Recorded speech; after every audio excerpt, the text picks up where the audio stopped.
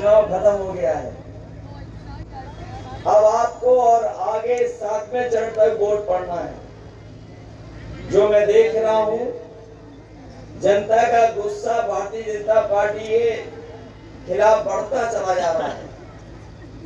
जो गुस्सा पहले चरण में था, मैंने अपने खुद के चुनाव में देखा। चौथे चरण में तो जो नाराजगी मैंने देखी, मुझे लगता है कि 7वां चरण आते आते जनता का गुस्सा 7वें आसमान पे होगा और भारतीय जनता पार्टी के लोगों का सफाया होना निश्चित है। ये भारतीय जनता पार्टी के लोगों ने कितने बड़े बड़े सपने हमें और आपको दिखाए।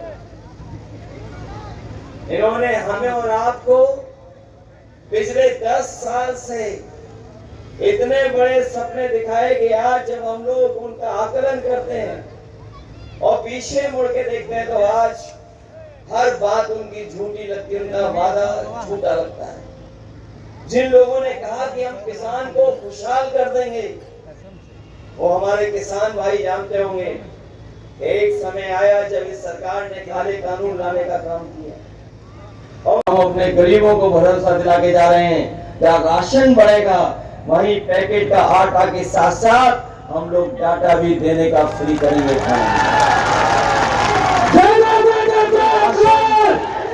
राशन तो बेहतर हो ही हो, लेकिन डाटा इसलिए जरूरी है क्योंकि बड़ी बड़ी कंपनियां जो पहले आई थी, अपने मोबाइल बेचने के लिए डाटा फ्री दिया था और जब मोबाइल बिक गया तो डाटा का भी पैसा ले लिया और आज हर चीज उस पर मिल जाती है। अगर हम पढ़ाई से लेकर के सुविधा से लेकर के जानकारी अगर हासिल करना चाहते हैं तो आज इंटरनेट के माध्यम से हम वहां तक हासिल कर सकते हैं। इसलिए गरीबों को जहां आटा और राशन देंगे वहीं डाटा भी फ्री देने का काम हमारे आने वाले समय में होगा। याद होगा, समाजवादियों ने आपके लिए लैपटॉप दिया था जो नौजवान आगे पढ़ना चाहते थे। वो लैपटॉप जहां भी आज होगा, जिनको समाजवादी सरकार में मिला होगा, वो आज भी चल रहा होगा और जब कभी भी आप उसको ऑन करते होंगे तो उसमें नेताजी और हम लोगों की भी तस्वीर दिखाई देती होगी। जो लैपटॉप दिया हम लोगों ने वो तो ये सरकार नहीं दे पाई, लेकिन हम लोगों की नकल करके जो बड़ी चीज दी थी वो बताओ छोटी कर दी कि नहीं कर दी। और इतनी रद्दी दी है कि जो नौजवानों को मिला होगा वो उंगली घिसते रहे तब भी वो नहीं चल पाता है। बताओ इतना रद्दी मिला कि नहीं मिला। और इनकी सरकार में बताओ बोरी में चोरी हो गई कि नहीं हो गई। किसान भाई पहले कितने किलो चोरी की इन्होंने और फिर 5 किलो की। 5 किलो हुई कि नहीं हुई। कभी कभी जब मैं बोरी की चोरी के बारे में सोचता हूँ तो हमें पार्ले जी का बिस्किट याद आ जाता है।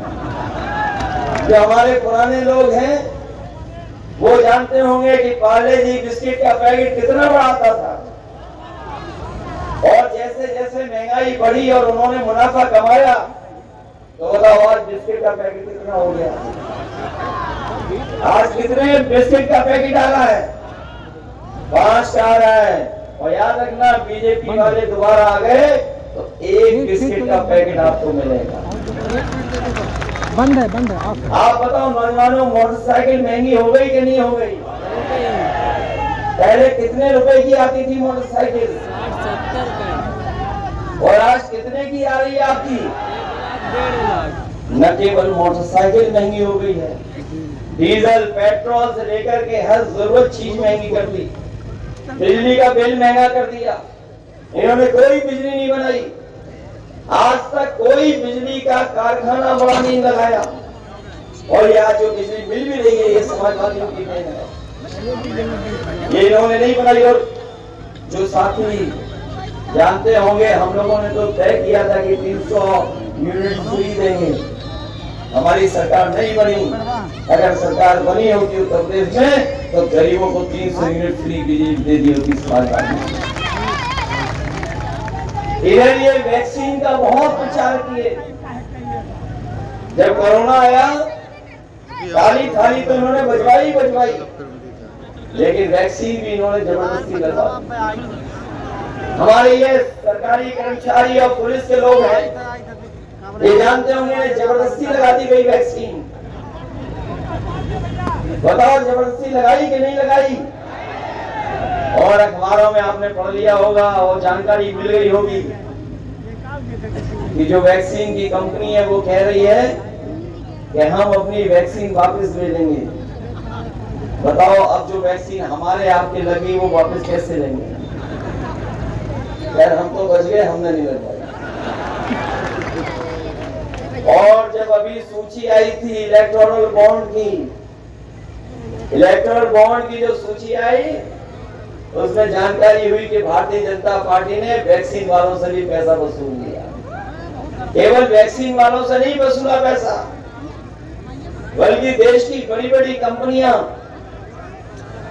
जिनसे चलते के नाम पर इन्होंने उनसे वसूली करने का काम किया।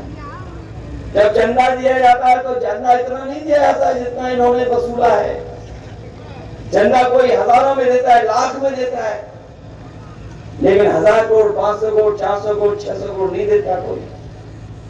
जब से इलेक्टोरल बॉन्ड की बात आ गई है बाहर, तब से भारतीय जनता पार्टी का बैंड बज गया।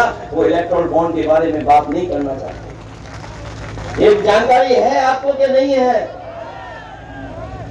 और हमारे पत्रकार साथी भी है, ये भी सूचना कम देते हैं,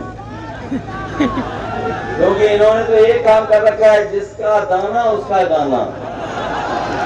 लेकिन इधर देख रहे हैं, चौथे चरण के चुनाव के बाद कुछ चैनलों का गाना बदल गया है, कुछ लोग पक्ष में आ गए हैं। और याद रखना, 7वें चरण तक ये बहुत सारे साथी आपके साथ खड़े दिखाई देंगे।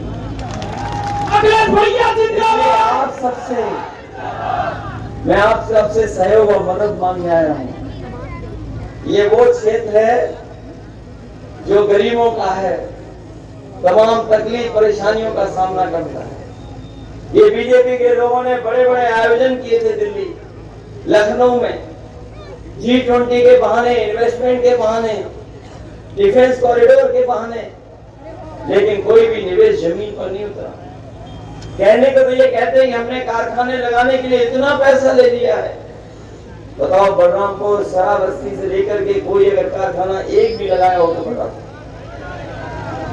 न कारखाना लगाया, न नौकरी का इंतजाम किया, न रोजगार का इंतजाम किया। महंगाई चरम सीमा पर पहुंचा दी, और जो अन्याय हो रहा है उसकी कल्पना नहीं कर सकते। जो हमारे संविधान में बाबा साहब भीमराव अम्बेडकर ने इनको अधिकार दिए थे। मैं आखिरी बार यमंती जी से मिला था तो हमारे कार्यालय में एक बैठक थी, वो थोड़ा देर से आए थे। मैं लेकिन देख सकता था कि वो जितने स्वस्थ दिखने चाहिए उतने स्वस्थ नहीं दिख रहे थे, चलने में भी थोड़े असमर्थ थे। लेकिन सोचिए उनका जज्बा ये था कि अगर मीटिंग बुलाई गई है तो डॉक्टरों ने मना भी किया था, लेकिन उसके बावजूद वो मीटिंग अटेंड करने आए। मुझे याद है जब हमारी सरकार में मंत्री थे, जो वो चाहते थे वो हम लोगों ने उनकी मदद की। और वही जब कभी भी किसी से विभाग हमें बदल करके देना होता था तो मुझे याद है कि ऐसे मंत्री इकलौते थे कि अगर कोई भी हमें विभाग देना पड़ता था तो अपना भी विभाग की जिम्मेदारी उन्हें दे करके पूरी ईमानदारी से हम भरोसा कर सकते थे। इसलिए याद रखिए, उन्होंने अपना पूरा जीवन लगा दिया आपकी सेवा करते करते हमें आपको छोड़ करके चले गए। इसलिए हमारी आपकी जिम्मेदारी भी बनती है कि उनके न रहने पर जो उनकी इच्छा थी कि उनका पुत्र भी विधायक बन जाए, मुझे पूरा भरोसा है कि आप लोग उसका सहयोग, मदद और आशीर्वाद देने का काम करेंगे। इधर आपने पूरे देश के चुनाव के बारे में जान लिया होगा। आप बैठ जाइए, वो तो बना ही रहे हैं। समाजवादी पार्टी के हमारे आवाज बढ़ाओ भाई, आवाज। हमारे कश्यप जी इस लोकसभा से समाजवादी पार्टी लेके उधर जाएंगे नहीं। इंडिया गठबंधन के प्रत्याशी सांसद चौधरी राम शोभनी वर्मा जी इस विधानसभा से समाजवादी पार्टी के हमारे विधानसभा के प्रत्याशी राकेश कुमार यादव जी मंच पर उपस्थित समाजवादी पार्टी से विधायक इंद्राणी वर्मा जी